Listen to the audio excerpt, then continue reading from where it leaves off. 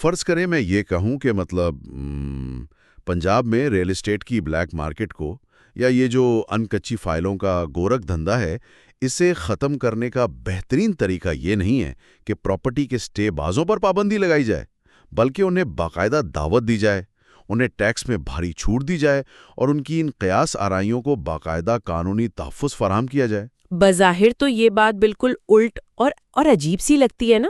مطلب کوئی بھی عام ذہن یہی سوچے گا کہ مافیا کو ختم کرنے کے لیے ان پر سختی کرنی چاہیے۔ بالکل، عام تاثر تو یہی ہوتا ہے۔ لیکن حقیقت یہ ہے کہ اپریل 2006 کے نئے پنجاب اسٹیمپ ترمیمی آرڈیننس نے بالکل یہی غیر روایتی راستہ اپنایا ہے۔ اور یہی آج کے ہمارے اس تفصیلی جائزے کا موضوع ہے۔ ہم ان قانونی مسودات، حکومتی پالیسی کے بیانات اور معاشی تجزیوں کی گہرائی میں جا رہے ہیں جو اس نئے آرڈیننس کا خاکہ پیش کرتے ہیں۔ ہم یہ سمجھنے کی کوشش کریں گے کہ کیا واقعی ایک کاغذ کی نوعیت بدلنے اور ٹیکس کے نظام میں ایک بظاہر چھوٹی سی تبدیلی لانے سے پوری کی پوری شیڈو اکانومی کو یعنی بلیک مارکیٹ کو روشنی میں لایا جا سکتا ہے؟ بالکل۔ اور سب سے اہم بات، یہ تبدیلیاں اس عام انسان کی زندگی پر کیا اثر ڈالیں گی جو محض ایک محفوظ پلاٹ خریدنا چاہتا ہے؟ اس ساری صورتحال کو سمجھنے کے لیے ہمیں سب سے پہلے اس بیماری کی تشخیص کرنی ہوگی جس کا علاج یہ آرڈیننس کر رہا ہے۔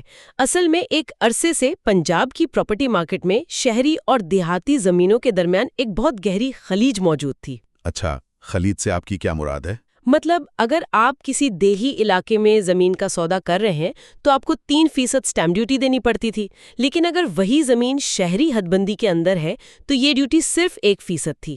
رکیے ایک منٹ، یہ تو کوئی منطقی بات نہیں لگتی۔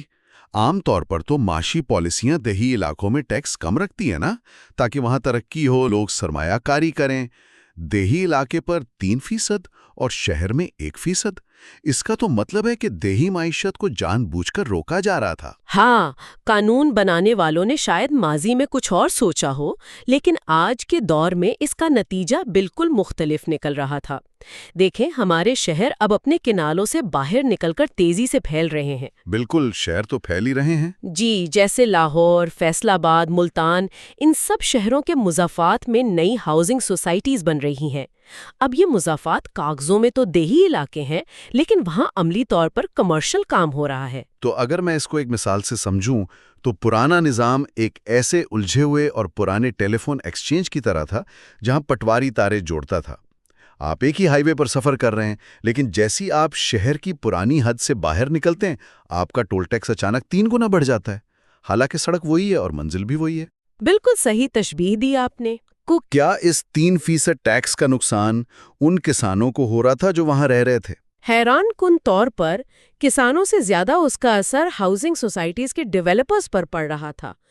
جب ایک ڈیولپر وہاں زرعی زمین خرید کر اپنا پروجیکٹ شروع کرنا چاہتا تھا تو وہ جو 3% ڈیوٹی ہے وہ ایک بہت بڑی ابتدائی لاگت بن جاتی تھی۔ اب اس بھاری لاگت سے بچنے کے لیے ڈیولپرز قانونی رجسٹری کروانے کے بجائے کچے کاغذوں اور سٹیمپ پیپرز کا سہارا لینے لگے اور غیر رجسٹرڈ معاہدے کرنے لگے۔ اور میرے خیال میں یہیں سے وہ ساری خرابی شروع ہوتی ہے جس نے پاکستان کی ریئل اسٹیٹ مارکیٹ کو بدنام کر رکھا ہے، کیونکہ جب ڈیولپر نے خود زمین کو قانونی طور پر اپنے نام نہیں کروایا تو وہ عام شہری کو جو فائل بیچے گا اس کی کوئی قانونی حیثیت تو نہیں ہوگی نا۔ جی، یہ اس مسئلے کی سب سے بڑی جڑ تھی، اور حکومتی دستاویزات میں اس 2% کے فرق کو صریغاً امتیازی سلوک اور بلیک مارکیٹ کے پنپنے کی بنیادی وجہ تسلیم کیا گیا ہے۔ نئے آرڈیننس نے اس تفریق کو جڑ سے اکھاڑ دیا ہے۔ تو اب کیا صورتحال ہے؟ اب پورے صوبے میں چاہے زمین دیہی ہو یا شہری، کسی بھی قسم کی منتقلی پر ڈیوٹی کو یکساں طور پر 1% کر دیا گیا ہے۔ صحیح، یہ تو سمجھ میں آتا ہے کہ ٹیکس کم کرنے سے لوگ قانونی راستے پر آ جائیں گے، لیکن اگر ہم آرڈیننس کی تفصیلات میں جائیں تو صرف ٹیکس کم نہیں کیا گیا بلکہ ایک بالکل نیا قانونی تصور متعارف کروایا گیا ہے جسے اسائنبل ڈیڈ کہا جا رہا ہے۔ جی بالکل۔ اب میں نے پراپرٹی مارکیٹ میں فائلوں کی ٹریڈنگ کا تو بہت سنا ہے، لیکن یہ نیا کاغذ کیا ہے اور یہ کیسے کام کرتا ہے؟ اصل میں اسٹیمپ ایکٹ کے سیکشن 2 میں ترمیم کے ذریعے یہ جو اسائنبل ڈیڈ کا تصور لایا گیا ہے یہ دراصل اس پورے آرڈیننس کا سب سے طاقتور ہتھیار ہے۔ اس کے کام کرنے کا طریقہ کار سمجھنا بہت ضروری ہے۔ بتائیں۔ فرض کریں ایک ڈیولپر نے زمین خریدی۔ اب وہ زمین کے حقوق کسی شخص کو منتقل کرنا چاہتا ہے۔ اسائنبل ڈیڈ وہ قانونی دستاویز ہے جو اس شخص کو یہ حق دیتی ہے کہ وہ مکمل رجسٹری کروائے بغیر محض اپنے حقوق کسی تیسرے شخص کو آگے منتقل کر دے۔ مجھے یہاں تھوڑا سا الجھاؤ محسوس ہو رہا ہے۔ اگر میں نے ایک پلاٹ کی فائل خریدی ہے تو میں پوری رجسٹری کا خرچہ کیے بغیر ہی اسے آگے بیچ سکتا ہوں، لیکن پراپرٹی کے ڈیلرز تو برسوں سے یہی کر رہے ہیں۔ بالکل کر رہے ہیں، لیکن مطلب لوگ ایک کچی فائل کو جس پر صرف ڈیولپر کے دفتر کی مہر ہوتی ہے 10 بار بیچتے ہیں۔ اس اسائنبل ڈیڈ میں آخر کیا نیا ہے جو پہلے نہیں تھا؟ نیا یہ ہے کہ پہلے جو فائل آپ خریدتے تھے نا، اس کا حکومت کے پاس کوئی ریکارڈ نہیں ہوتا تھا۔ وہ ڈیولپر کے اپنے رجسٹر میں درج ہوتی تھی۔ اگر ڈیولپر بھاگ جائے یا ایک ہی فائل 2 لوگوں کو بیچ دے تو آپ کسی عدالت میں اسے ثابت نہیں کر سکتے تھے۔ صحیح، کیونکہ قانونی طور پر وہ کاغذ محض ایک کچی پرچی تھا۔ بالکل، لیکن اب اسائنبل ڈیڈ کے ذریعے حکومت نے کہا ہے کہ آپ نے فائل آگے بیچنی ہے، ضرور بیچیں، لیکن ہمارے جاری کردہ 1200 روپے کے ای سٹیمپ پر بیچیں۔ اس ایک اقدام سے وہ جو کچی فائل تھی وہ ایک قانونی اور قابل ضمانت دستاویز میں تبدیل ہو گئی ہے۔ اچھا، تو حکومت نے اس کچی پرچی کو قانونی شکل دے دی، لیکن ایک سرمایہ کار جو پہلے اندھیرے میں بغیر کوئی ٹیکس دیے فائلیں بیچ کر لاکھوں کما رہا تھا، وہ اچانک 1200 روپے کا سٹیمپ پیپر بنوا کر خود کو حکومتی ریڈار پر کیوں لائے گا؟ اس میں اس کا اپنا کیا فائدہ ہے؟ کیونکہ حکومت نے اس کے ساتھ ایک ایسی پیشکش کی ہے جسے ٹھکرانا بہت مشکل ہے۔ وہ کیا؟ اگر آپ اس اسائنبل ڈیڈ کو 12 مہینے کے اندر آگے کسی کو منتقل کرتے ہیں تو آپ کو صرف 1% ڈیوٹی اور 0.1% ایڈمن چارجز دینے ہوں گے۔ لیکن سب سے بڑی کشش یہ ہے کہ اس 1 سال کے دوران آپ کو فیڈرل بورڈ آف ریونیو یعنی FBR کے ٹیکسز سے مکمل چھوٹ دی گئی ہے۔ ایک منٹ، FBR کے ٹیکسز سے مکمل چھوٹ؟ یہ تو آپ نے بڑی خوبصورت تصویر بنا دی حکومتی خزانے کی کہ لوگ سسٹم میں آ جائیں گے، لیکن مجھے ذرا ایک عام شہری کی نظر سے دیکھنے دیں۔ جی بالکل دیکھیں۔ جب آپ سرمایہ کاروں کو 1 سال تک کوئی FBR ٹیکس نہیں دینے دے رہے اور ڈیوٹی بھی صرف 1% ہے، تو کیا حکومت اس اسائنبل ڈیٹ کے ذریعے اصل میں مارکیٹ میں اسٹے بازی اور کیاسرائیوں کو باقاعدہ قانونی شکل نہیں دے رہی؟ دیکھیں، یہ ایک میرا مطلب ہے اس سے تو لوگ اندھا دھند منافع کمانے کے لیے پیسہ مارکیٹ میں پھینکیں گے، قیمتیں مصنوعی طور پر اوپر جائیں گی، اور وہ بیچارہ عام انسان جو واقعی گھر بنانا چاہتا ہے وہ تو مارکیٹ سے ہی باہر ہو جائے گا نا۔ یہ تو پراپرٹی ببل بنانے کا ایک سیدھا سا نسخہ لگتا ہے مجھے۔ یہ جو سوال آپ نے اٹھایا ہے نا، یہ بہت سے معاشی تجزیہ کاروں کی بنیادی تشویش بھی ہے۔ یہ ایک حقیقی خطرہ ہے کہ مارکیٹ میں ضرورت سے زیادہ تیزی آ سکتی ہے۔ تو پھر حکومت نے ایسا کیوں کیا؟ اگر ہم ریاستی پالیسی کے زاویے سے دیکھیں تو حکومت نے ایک انتہائی تلخ حقیقت کو تسلیم کیا ہے۔ ریئل اسٹیٹ میں لوگ منافع کے لیے پیسہ لگائیں گے، یہ انسانی فطرت ہے، آپ اسے زبردستی نہیں روک سکتے۔ یہ بات تو ہے۔ جب بھی اسے روکنے کی کوشش کی گئی، سرمایہ بلیک مارکیٹ میں چلا گیا۔ اب حکومت اسے دستاویزی کھیاسرائی یا ڈاکیومنٹڈ اسپیکولیشن میں بدل رہی ہے۔ یعنی حکومت کا موقف یہ ہے کہ اگر آپ نے کھیلنا ہی ہے تو ہمارے گراؤنڈ میں کھیلیں، تاکہ ہمیں پتہ ہو کہ کون کیا کر رہا ہے اور ہم ہر ٹرانزیکشن پر اپنا حصہ لے سکیں۔ بالکل، اور اس سے وہ پراپرٹی ببل والا خطرہ کچھ حد تک کم بھی ہوتا ہے، کیونکہ جب ہر چیز الیکٹرانک سسٹم میں درج ہوگی تو قیمتوں میں شفافیت آئے گی۔ عام خریدار کو معلوم ہوگا کہ مارکیٹ میں اصل ریٹ کیا چل رہا ہے، بجائے اس کے کہ پراپرٹی ڈیلر اسے افواہوں پر گمراہ کرے۔ شفافیت تو آئے گی۔ اور یاد رہے کہ یہ چھوٹ صرف 12 ماہ کے لیے ہے۔ اگر 1 سال گزر گیا تو ڈیوٹی 2% ہو جائے گی اور آپ کو باقاعدہ فزیکل رجسٹری کی طرف جانا پڑے گا۔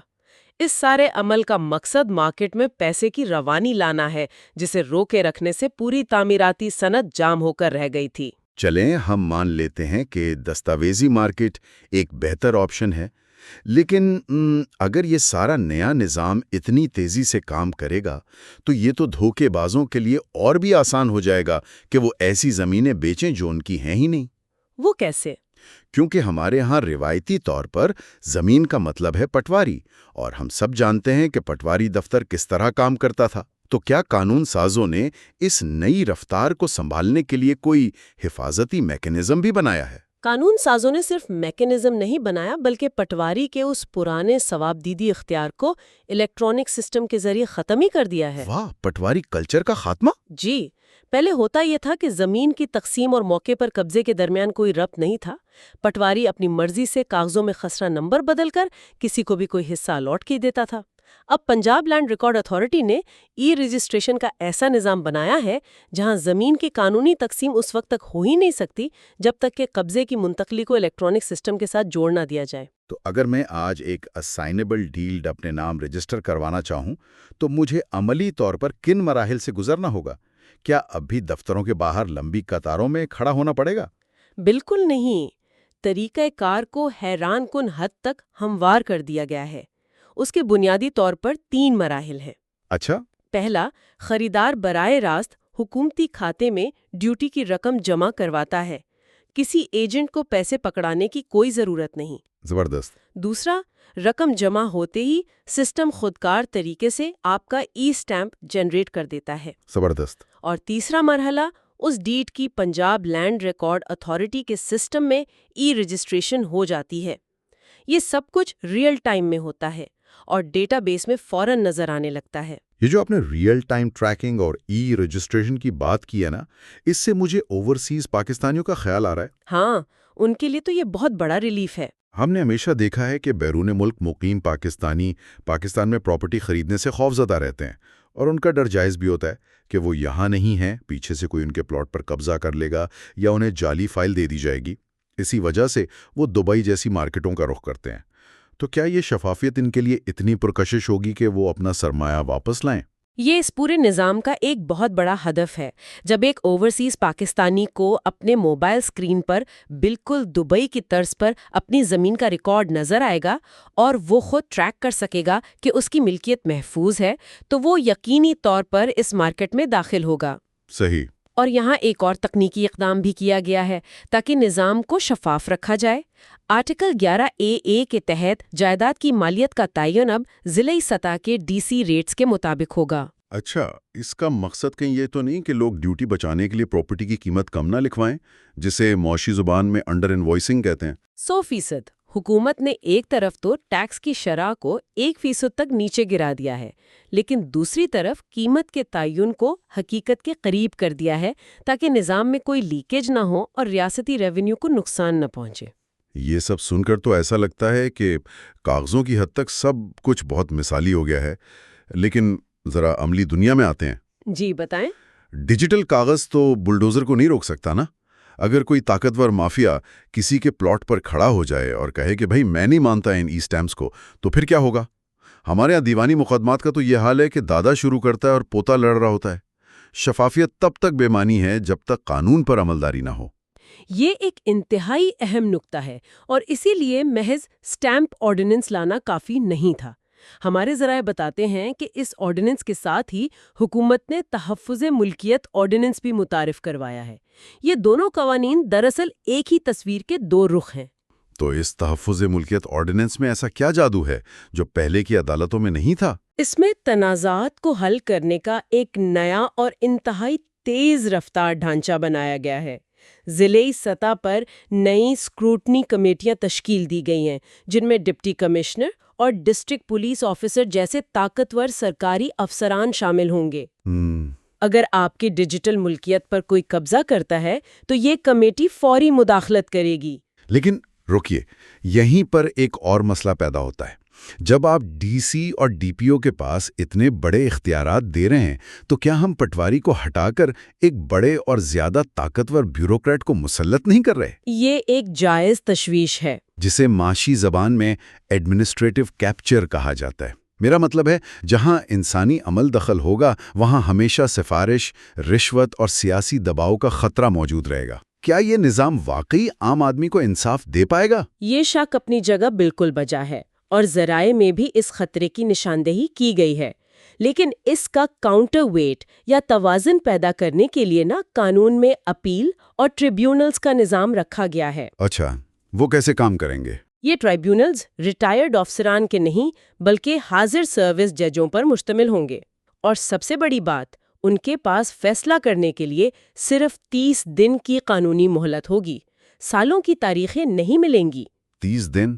یہ تو واقعی ایک غیر معمولی ٹائم فریم ہے۔ اور اگر کوئی قبضے کا مجرم ثابت ہو جائے تو اس کے لیے کیا سزا رکھی گئی ہے؟ سزائیں اتنی سخت ہیں کہ وہ بذات خود ایک ڈیٹرنٹ کا کام کریں گی۔ غیر قانونی قبضے پر 5 سے 10 سال تک قید اور 10 ملین روپے تک جرمانے کی سزائیں مقرر ہیں۔ 10 ملین؟ واہ! جی ہاں، حکومت کی حکمت عملی بڑی واضح ہے۔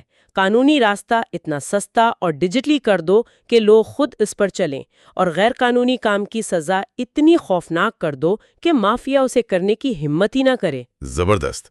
اس ساری صورتحال کا جائزہ لیتے ہوئے میں یہ سوچ رہا ہوں کہ کیا ہمارے خطے میں کسی اور نے بھی ایسا جرأت مندانہ تجربہ کیا ہے؟ مطلب بھارت میں بھی ان کا اپنا پنجاب صوبہ ہے جس کے معاشی اور ثقافتی حالات کافی حد تک ہم سے ملتے جلتے ہیں۔ کیا وہاں کبھی پراپرٹی مارکیٹ میں ایسی اصلاحات کی گئی ہیں؟ یہ ایک زبردست تقابل ہے۔ 2026 کے شروع میں ہی بھارتی پنجاب، بالخصوص موہالی کے علاقے میں حکومت نے سٹیمپ ڈیوٹی کم کر کے 1% کی تھی۔ اچھا، تو وہاں بھی یہی ہوا؟ بظاہر دونوں پالیسیاں ایک جیسی لگتی ہیں، لیکن اگر ہم گہرائی میں جائیں تو ان میں زمین آسمان کا فرق ہے۔ وہ کیسے؟ دونوں جگہ ریٹ تو 1% ہی ہے نا؟ ریٹ ایک ہے، لیکن نیت اور دور اندیشی کا فرق ہے۔ بھارتی پنجاب میں وہ جو 1% کی چھوٹ تھی وہ محض ایک عارضی ایمنیسٹی تھی۔ وہ صرف 3 مہینوں کے لیے تھی، اور وہ بھی صرف کوآپریٹو ہاؤسنگ سوسائٹیز کے رکے ہوئے کیسز کو نکالنے کے لیے۔ یعنی وہ ایک وقتی پٹی باندھنے والی بات تھی۔ بالکل۔ اس کے برعکس پاکستان کے صوبہ پنجاب کا یہ آرڈیننس کوئی وقتی ریلیف نہیں ہے۔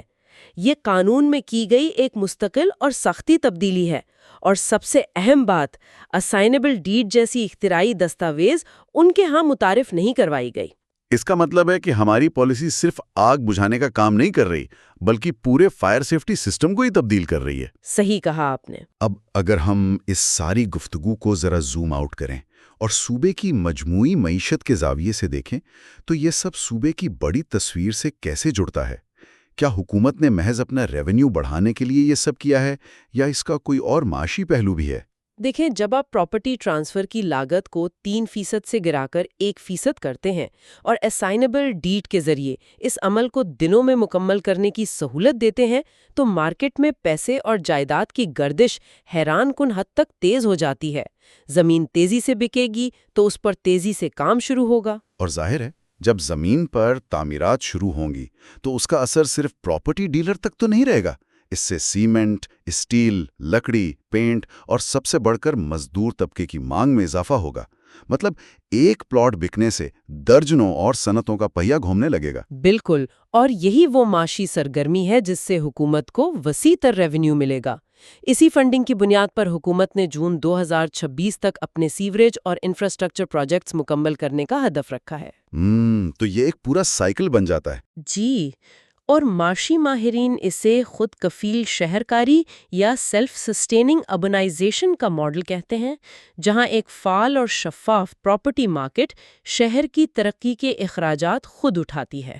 اگر ہم آج کی اس گہری نشست کو سمیٹیں تو یہ واضح ہوتا ہے کہ پنجاب حکومت کا یہ آرڈیننس صرف ایک کاغذی کارروائی نہیں ہے، یہ برسوں پرانے اس فرسودہ نظام کو چیلنج کر رہا ہے جس نے عام شہری کو غیر محفوظ اور سرمایہ کار کو بلیک مارکیٹ کی طرف دھکیل دیا تھا۔ اب ایک سستا، تیز اور ڈیجیٹل راستہ موجود ہے جہاں شفافیت بھی ہے اور سخت سزاؤں کا خوف بھی۔